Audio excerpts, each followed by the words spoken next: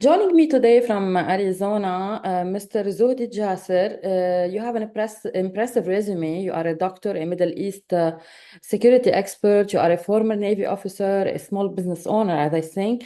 And you are you were running for Congress. You are the founder of the American Islamic Forum for Democracy. You are most welcome on the Capitol Show. It's great to be with you, Maria. Thank you for having me. My first question is about yesterday event. So we see that Robert F. Kennedy Jr. endorses Donald J. Trump. So what are the key factors of that endorsement, despite the Kennedy family's long-standing association with the Democratic Party? Well, I think not only are the issues so starkly different between the parties, between the vision of President Trump as far as reinvigorating the economy, national security, securing the border, getting rights back to families and back to the states and localities, and opening free markets. But also, it's about the establishment and the old guard versus popular opinion versus Americans and everyday Americans. And I think you saw that same antagonism happening within the Democratic Party. And as Robert Kennedy eloquently stated yesterday in his comments, there were no open arms. He tried to reach out to the Harris Biden campaign, and they did not respond. And ultimately, President Trump not only responded, but there's a vision where, regardless if we might disagree on free market issues and other things, the bottom line is Americans are ready for change. They're ready for transparency in government.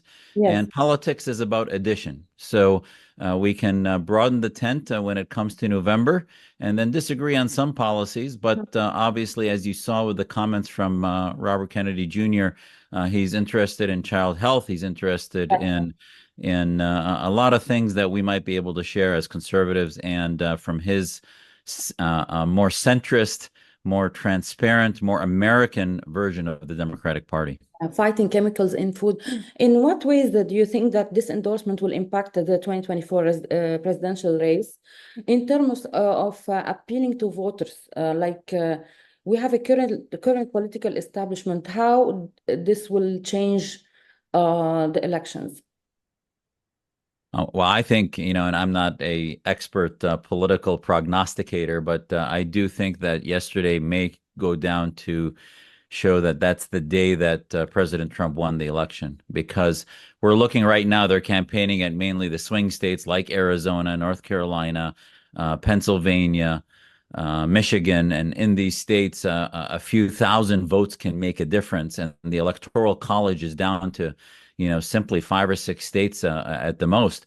And if you're talking about 4 or 5% of the Democratic Party, who studies show now, polls show that 40% are going to switch over to Trump. And now with that endorsement Mm. from Robert Kennedy Jr., that might be 60, 70%. That can be the decisive shift in the campaign. And then it'll also be an amount of momentum that now the momentum after the lies of the Democratic Convention are done, giving her little bump, will go away, and we'll get the policies, and you'll see a reality come out where that wing of the Democratic Party that now is supporting President Trump will even push Harris to be more transparent and clear on where she stands on the issues that matter, like the border and the economy and government overreach. Well, that's beautiful. Do you think that prominent figures within the Democratic Party to cross party lines? Well, I'm talking about the supporters of Robert Kennedy Jr. I think ultimately most polls show that half of them are not going to vote for the Democrats. They don't trust them. They think that institution is corrupt. They bypass the primary. She's never even gotten one vote yet, and she's their nominee. So yes, they will vote for President Trump because they want to see change. And as you see, some of the supporters of President Trump, look at Elon Musk. He went into Twitter, cleaned out, fired half of the employees, and realized that change in a corporation, in an administration, is about people. It's not just about issues. It's about the people that are there. So President Trump will bring not only people that are part of the conservative movement, but people that are part of making sure that the government does not weaponize its powers. Can we talk more about the shared values between the two leaders? What does this alliance suggest about the future of American politics, particularly in relation to bipartisan cooperation? Yeah, I think, first of all, when it comes to core issues, I just finished a campaign and fell a little short in the primary. When it comes to core issues, the difference could not be more stark. As a small business owner, I see the Democratic Party wiping out healthcare, socializing it, taking away incentives of free market, taking away creativity. I see the Democratic Party with open borders where you have crime and drugs and trafficking coming through into our state. I see the Democratic Party as part of a far left party that really is out of touch with Americans with the issues that matter to them, like inflation and family values and other issues. But having said that, right now there's also another huge current that's flowing within American politics, which is the one of the establishment versus the popular vote Mm, versus populism and the power of the people, we the people, by the people, for the people. That movement. And as an Arab American, I can tell you, look at the revolutions.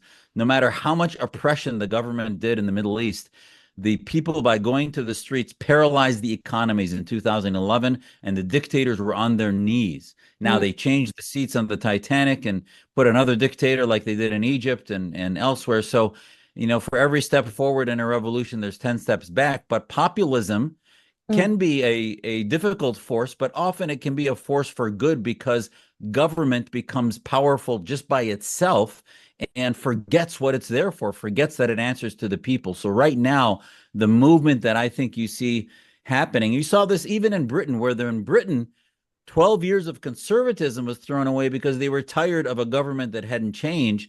It's not necessarily that conservatism was being thrown to the side and the Labor Party took over, but actually they just wanted change. So mhm, right now, what we're seeing, I think, is a movement where you see the Secret Service, you see the mm. Department of Justice weaponized against former presidents, you see the Department of Education, and so many other departments that have been weaponized against the people of America. And Exactly. that is what right now is, I think, on the ballot, and what we'll see change over the next few years as Americans will start to look for candidates that care about our families and our localities Yeah. and not about just, inbreeding more and more power in Washington and in the Beltway. Both Reagan and Trump talked about censorship and freedom of speech. Do you think that the two leaders will work to disseminate the deep state, if we can call it like this? 100%. You saw yesterday he mentioned that he wanted to have a commission on assassination attempts. Mhm, And so much of the information, the reason conspiracy theories have been flying left and right is because people don't trust media. The mm, media this week was lying about whether even, you know, who the person was going to be Thursday night, if it was Beyonce or not. It turned out to be a flat out lie. They were lying about everything, and the media has, especially the legacy media, became an arm of the Democratic Party, mm, basically lying every other sentence. So the American people have had it with that, and they're going to alternative media, be it X, be it Truth Social or whatever it might be, and they're going to be looking to candidates like President Trump once he's in office to try to right that ship. So yes, we want to fight evils like anti-Semitism. We want to fight hate and bigotry, but that cannot become a weapon by which we suppress free speech. As you saw, DEI initiatives were not about race and racism and bigotry. They were about controlling speech.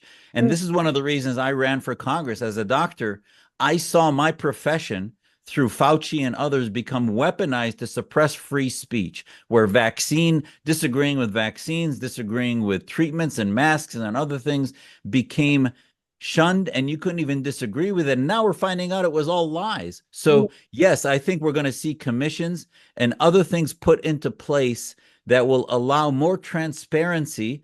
And I think President Trump and Robert F. Kennedy Jr. will bring in people like Elon Musk and other leaders that have yeah. said truth and freedom is more important than establishing, sort of the power of the intelligentsia and the internal power structure of Washington. President Trump said yesterday, when he will be president-elect, he will solve all war in the Middle East, Russia, Ukraine. You have a special assessment, strategic assessment of the war that's going on between Israel and Gaza. So, what do you expect from Trump in this matter in foreign policy, especially to end all wars all over the world? There is no doubt in my mind that our country was safer under President Trump than under the horrific appeasement and spinelessness and fecklessness of the Biden administration. October 7 happened uh, because of Biden's unleashing of Iran and its fueling of Hamas for the 3 years before it happened.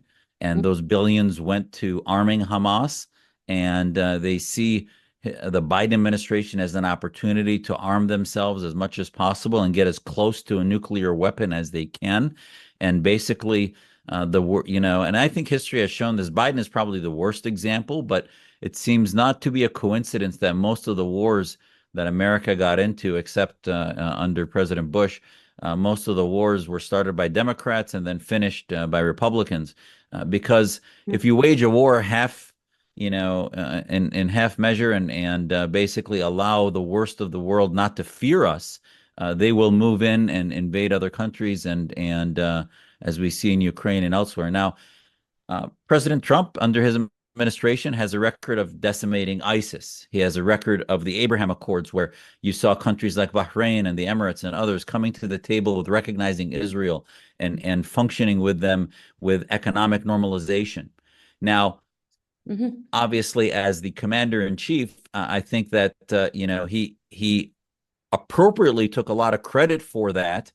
I do think, as a reformer, that it was a bit, it was one step forward, but we have many more steps, which is the radicalization, for example, of a lot of the Muslims across the Middle East hasn't changed. The recognition of Israel, not just from a diplomatic, transactional perspective for the governments, but from a theological perspective, hasn't changed. And we need to demand that.